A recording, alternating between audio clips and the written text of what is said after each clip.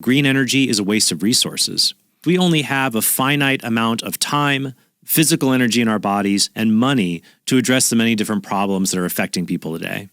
Some people claim this doesn't matter because climate change could bring about the end of life on Earth as we know it. About 6 years ago, Alexandria Ocasio-Cortez said the world would end in 12 years unless we did something about climate change.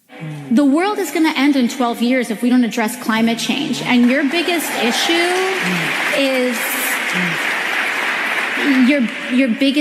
is how are we going to pay for it? Yes.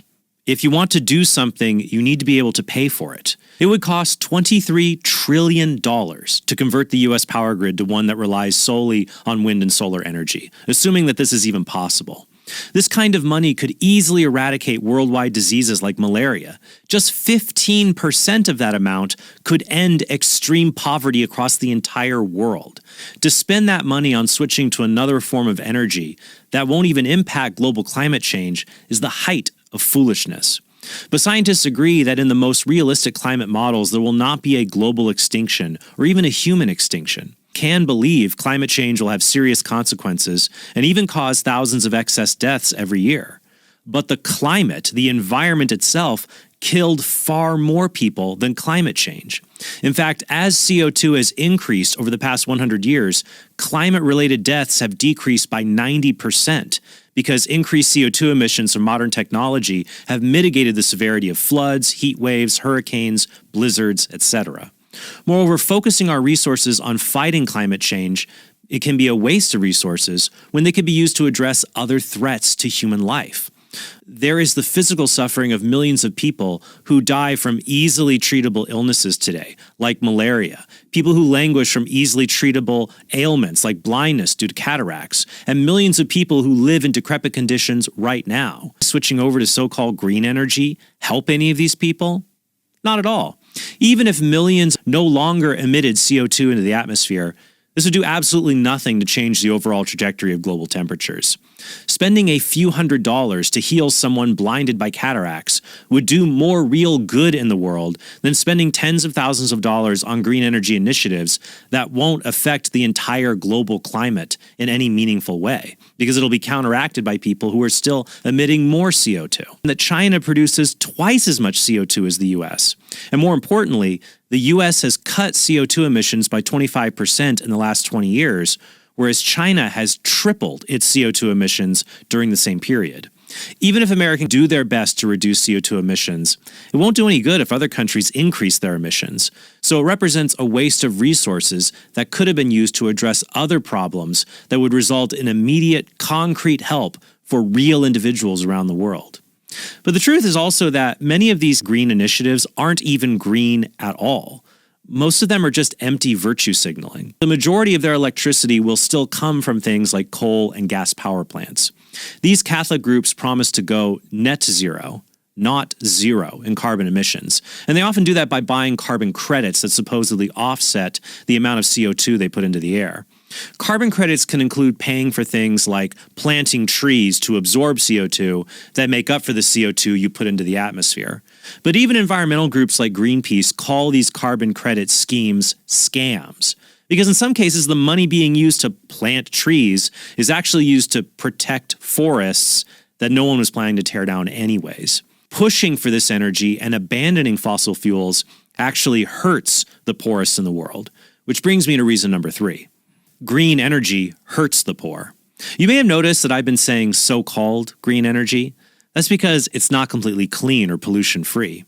If an American diocese switches to all electric vehicles, for example, that still creates tons of CO2 into the atmosphere from the mining operations that are needed to get the rare metals to make the car batteries, and from the fossil fuels that are used to make the energy that charges the vehicles on most power grids. And mining these materials creates ecological and humanitarian nightmares in places like China, Bolivia, and the Congo that require slave labor and toxic pollution for these mines to operate. The same false green promise can be seen in waste created by mining materials for solar panels and the trash created by disposing of expired solar panels and wind turbines. But there's also a growing problem for this young industry: what to do with all the solar panels and wind turbine blades after they wear out. These windmill blades are being buried in the ground in Casper, Wyoming. By 2050, the world's wind industry is estimated to produce more than 47 million tons of blade waste each year. And as I mentioned earlier, billions of people around the world need access to clean energy in order to get out of poverty. In Fratelli Tutti, Pope Francis said that whereas lack of access to electric energy was not considered a sign of poverty in the past, it is today, given the kind of flourishing humans can have in the modern world. The poorest people on Earth will never escape poverty if they don't have reliable access to electricity.